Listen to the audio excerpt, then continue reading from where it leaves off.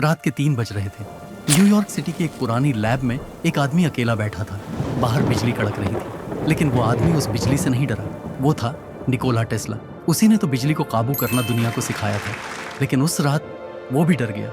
उसके सामने एक कागज पड़ा था। उस कागज पर सिर्फ 3 अंक लिखे थे, 3, 6 और 9। टेस्ला ने उस कागज को देखा, घंटों देखता रहा। उसके हाथ कांप रहे थे और उसने अपनी डायरी में लिखा, अगर तुम इन 3 अंकों का रहस्य जान लो तो तुम्हें पूरे यूनिवर्स की मिल जाएगी।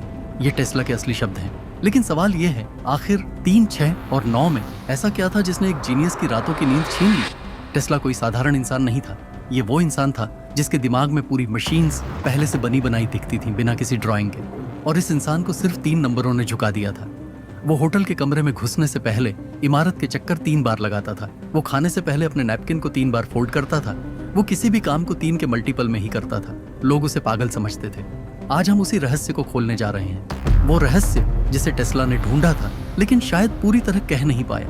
और जब तक ये वीडियो खत्म होगी, आप कभी इन 3 अंकों को साधारण नहीं समझ पाएंगे। 1990 के दशक में एक मैथमेटिशियन था, मार्को रोदिन।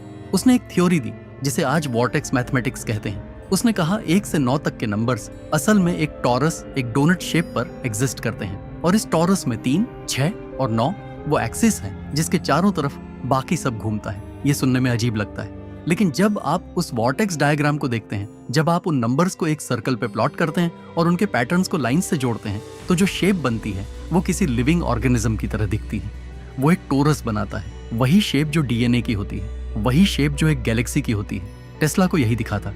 लेकिन अब एक बड़ा सवाल आता है, टेस्ला ने इस कोड को सिर्फ देखा नहीं था, उसने इसे यूज करने की कोशिश की थी। और यहीं से ये कहानी और भी गहरी हो जाती है। टेस्ला के करीबी लोग बताते थे कि उसकी दिनचर्या बेहद अजीब थी। उसने अपनी पूरी जिंदगी में कभी किसी से हैंडशेक नहीं किया क्योंकि उसे जर्म्स से डर था।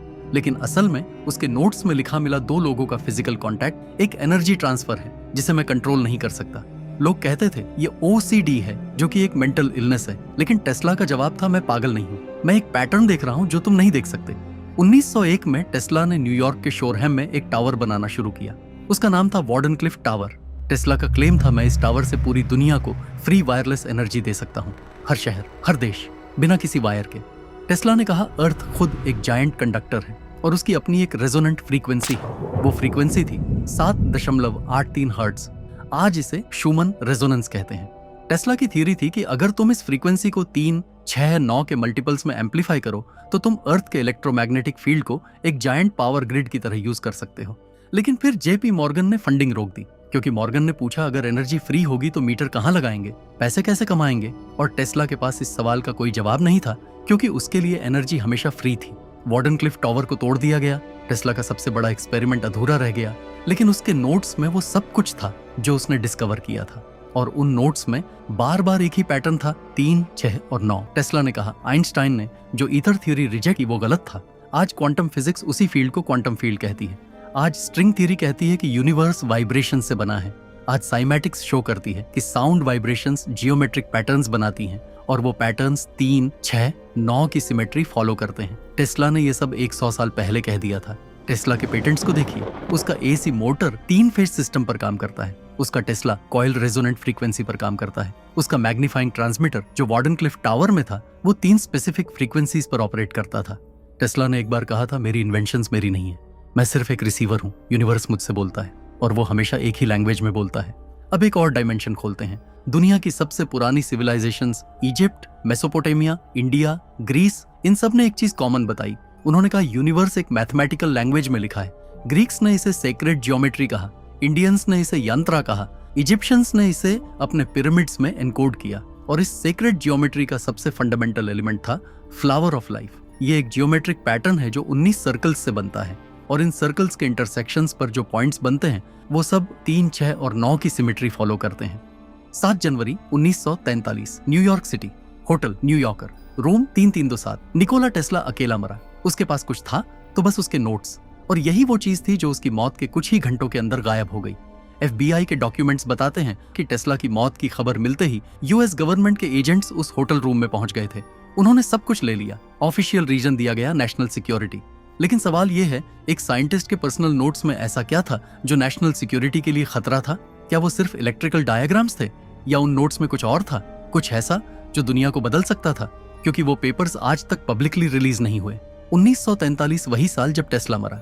यूएस नेवी ने एक सीक्रेट एक्सपेरिमेंट किया। क्लेम यह था कि नेवी ने टेस्ला की इलेक्ट्रोमैग्नेटिक थ्योरीज को यूज करके एक ऐसा एक्सपेरिमेंट किया जिसमें वो शिप राडार से इनविजिबल हो गई। सिर्फ इनविजिबल नहीं, कुछ विटनेसेस ने क्लेम किया कि वो शिप फिलाडेल्फिया से डिसअपियर होकर वर्जीनिया में अपीयर हो गई। क्या ये टेलीपोर्टेशन था? यूएस गवर्नमेंट ने इसे मिथ कहा, कॉन्स्पिरेसी थ्योरी कहा, लेकिन कुछ डिक्लासिफाइड नेवी डॉक्यूमेंट्स में इस एक्सपेरिमेंट का इनडायरेक्ट रेफरेंस मिलता है। और जो फ्रीक्वेंसी यूज हुई थी उस एक्सपेरिमेंट में, वो फ्रीक्वेंसी थी 6 और 9 के स्पेसिफिक मल्टीपल्स में। क्या ये सच था? क्या टेस्ला का 3, 6, 9 कोड एक्चुअली स्पेस और टाइम को बेंड कर सकता था? साइंस के पास इसका जवाब नहीं है। क्वांटम फिजिक्स आज की सबसे एडवांस्ड साइंस है और क्वांटम फिजिक्स ने कुछ ऐसी डिस्कवरीज की हैं जो खुद साइंटिस्ट्स को हैरान करती हैं। क्वांटम एंटेंगलमेंट में 2 पार्टिकल्स होते हैं, एक दूसरे से लाखों माइल्स दूर, और एक को टच करो दूसरा इंस्टेंटली रिएक्ट करता है।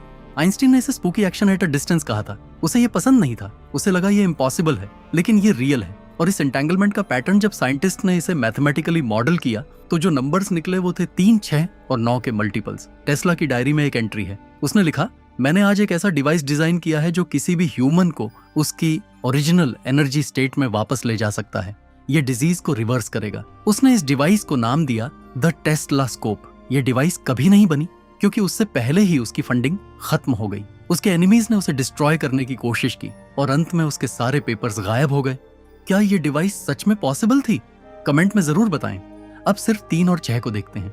3 को डबल करो 6, 6 को डबल करो 12, यानी 1 + 2 यानी 3। ये दोनों एक दूसरे के बीच इटरनली ऑसाइलेट करते रहते हैं, जैसे पॉजिटिव और नेगेटिव एनर्जी हो। टेस्ला ने कहा था 3 और 6 वो 2 फोर्सेस हैं जो यूनिवर्स को बैलेंस करती हैं, लेकिन 9 अलग है। 9 को डबल करो 18 यानी 1 + 8 यानी 9।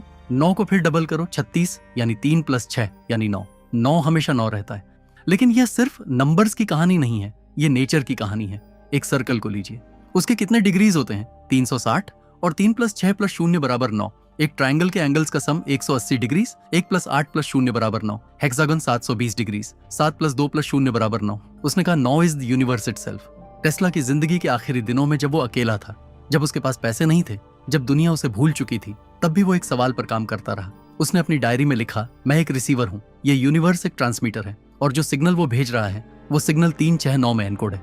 मैंने उस सिग्नल को पकड़ा, मैंने उसे समझने की कोशिश की, लेकिन मैं अकेला था और एक अकेला इंसान पूरे यूनिवर्स का मैसेज डिकोड नहीं कर सकता। एक ऐसा इंसान जिसने दुनिया को इलेक्ट्रिसिटी दी, जिसने वायरलेस कम्युनिकेशन का सपना देखा, वो कह रहा है कि वो अकेला था।